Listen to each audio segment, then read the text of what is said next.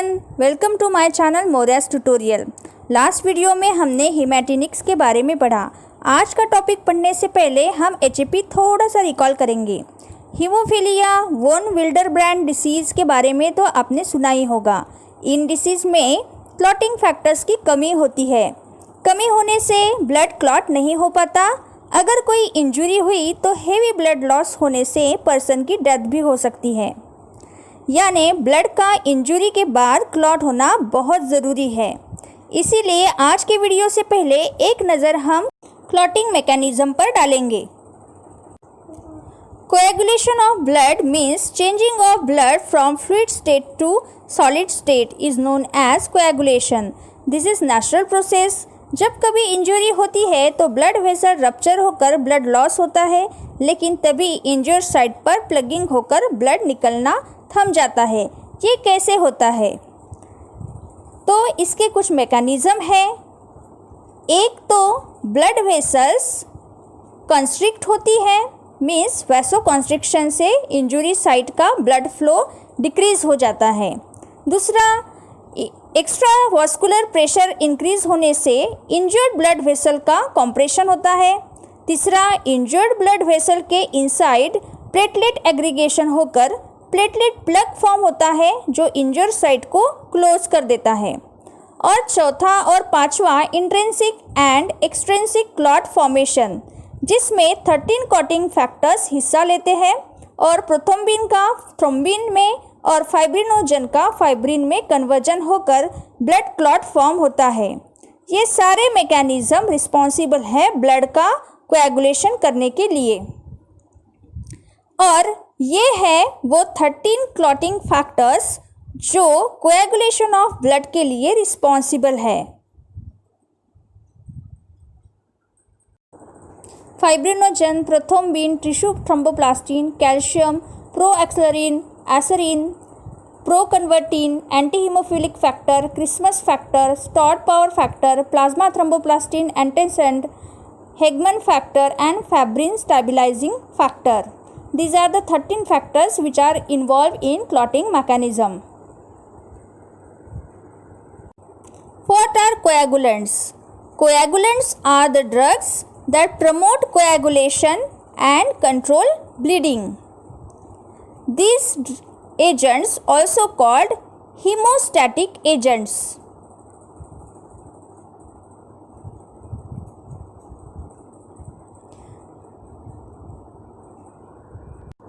This is the classification of coagulants. Vitamin K, K1 example is phytonadione. K3 में दो type के आते हैं, fat soluble and water soluble. Fat soluble का example है menadione and water soluble का example है menadione sodium bisulphite. Then miscellaneous agents में example is fibrinogen, anti haemophilic factor, desmopressin, rutin and इथैम्सिलेट।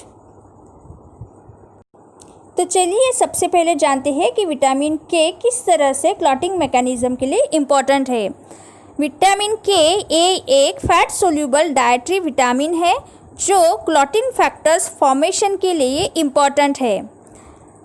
इसकी डेली रिक्वायरमेंट डाइट से तो होती ही है, लेकिन साथ ही में हमारे बॉडी में कुछ बैक्टीरिया होते हैं जैसे कि कॉलोनिक बैक्टीरिया जो 3 to 10 माइक्रोग्राम पर डे के हिसाब से हमारे बॉडी में ही विटामिन के का सिंथेसिस करते हैं।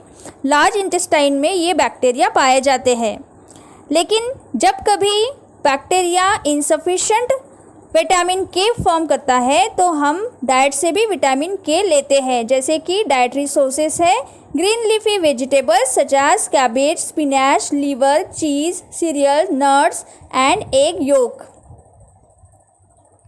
विटामिन के का मेन फिजियोलॉजिकल फंक्शन है कि vitamin K is essential for formation of clotting factor 2, 7, 9 and 10।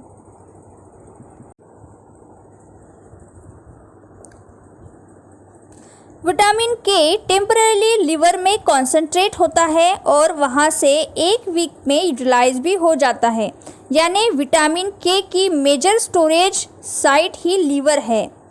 Liver के डिसीज़ में लाइक ऑब्स्ट्रक्टिव जॉन्डिस, माल एब्सॉर्प्शन में विटामिन के की डिफिशियंसी होती है और लॉन्ग टर्म की एंटीमाइक्रोबियल थेरेपी से जो विटामिन के प्रोड्यूसिंग बैक्टीरिया कम होते हैं, जिससे विटामिन के की डिफिशियंसी होती है।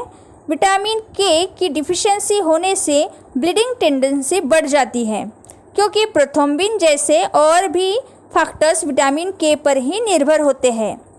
हेमाटोरिया means blood excreted in urine. और भी कई जगह से जैसे कि GI tract, nose and skin से ब्लीडिंग होती है, जहां ब्लड स्पॉट फॉर्म करता है।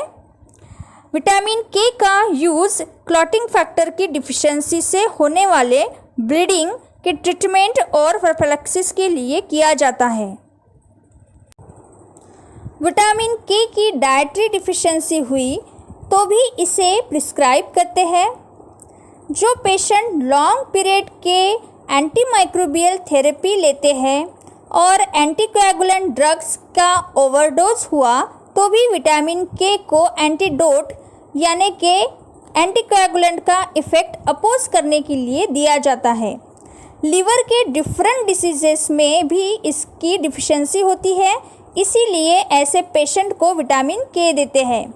लेकिन विटामिन के को कॉन्ट्रा इंडिकेट किया है ऐसे पेशेंट के लिए जिनको ग्लूकोज 6 फॉस्फेट डिहाइड्रोजनेज एंजाइम की डिफिशियंसी है और न्यूबॉर्न बेबी में विटामिन के3 देने से कर्निकटरस मीन्स सीवियर ब्रेन डैमेज होता है बिलिरुबिन की लेवल ब्रेन में एक्युमुलेट होने से, जिससे बेबी की डेथ भी हो सकती है। Next coagulant is fibrinogen. ये एक नेचुरली कोएगुलेंट है जो ऑलरेडी ह्यूमन प्लाज्मा में प्रेजेंट होता है और वहीं से इसे निकाला जाता है, जो एक बहुत अच्छा क्लॉटिंग फैक्टर या हीमोस्टैटिक एजेंट है। इसे यूज़ करते हैं हीमोफिलिक पेशेंट के लिए, हाइपोफाइब्रिनोजेनेमिया यानी जिनको प्लाज्मा में फाइब्रिनोजन की लेवल कम है उनके लिए,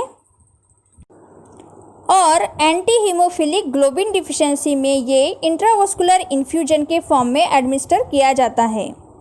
नेक्स्ट कोएगुलेंट है इथैमसिलेट। इसकी एक्शन ज़रा हटके है। ये ड्रग कैपिलरी वॉल की स्टेबिलिटी को बढ़ाता है हाइलुरोनिडेज एंजाइम को इनहिबिट करके, जो हाइलुरोनिक एसिड के डिग्रेडेशन के लिए इम्पॉर्टेंट है। साथ ही में ये प्रोस्टासाइक्लिन को डिक्रीज करता है, जो प्लेटलेट एक्टिवेशन को इनहिबिट करता है, जिससे प्लेटलेट एग्रीगेशन बढ़कर क्लॉटिंग प्रोसेस होती है। इसे कैपिलरी ब्लीडिंग के ट्रीटमेंट में और प्रिवेंशन के लिए यूज़ किया जाता है। Next coagulant is desmopressin. ये वैसोप्रेसिन की तरह होता है जो ब्लड कैपिलरी को कॉन्ट्रैक्शन करता है और उसी के साथ फैक्टर 8 और वॉन विल्डरब्रांड फैक्टर का प्लाज्मा कॉन्सेंट्रेशन बढ़ाता है और प्लेटलेट को एक्टिवेट भी करता है। तो ये हुए कोएगुलेंट्स जो ब्लीडिंग डिसऑर्डर में दिए जाते हैं। अगर आपको मेरा वीडियो अच्छा लगे तो प्लीज़ लाइक करें, शेयर करें और कमेंट करें। तब तक के लिए थैंक यू वेरी मच।